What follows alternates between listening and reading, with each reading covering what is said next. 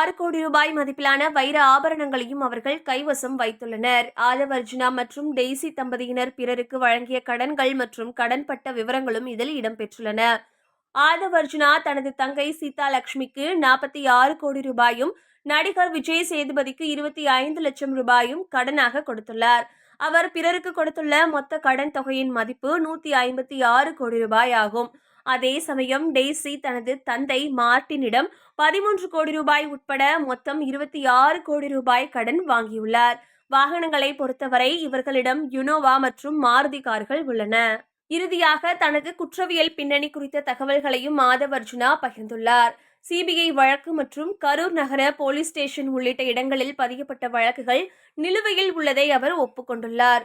அரசு பணியாளரை தடுத்தல் மற்றும் பொது சொத்துக்கு சேதம் விளைவித்தல் போன்ற பிரிவுகளின் கீழ் இந்த வழக்குகள் உள்ளன. இவ்வளவு பிரம்மாண்டமான பொருளாதார மற்றும் வணிக பின்னணியுடன் வெள்ளிவாக்கம் தொகுதி மக்களின் வாக்குகளை பெற ஆதவ் அர்ஜுனா தீவிரமாக களம் இறங்கியுள்ளார். அதனால் இந்த தேர்தல் முடிவுகள் பெரும் எதிர்பார்ப்பை ஏற்படுத்தியுள்ளது.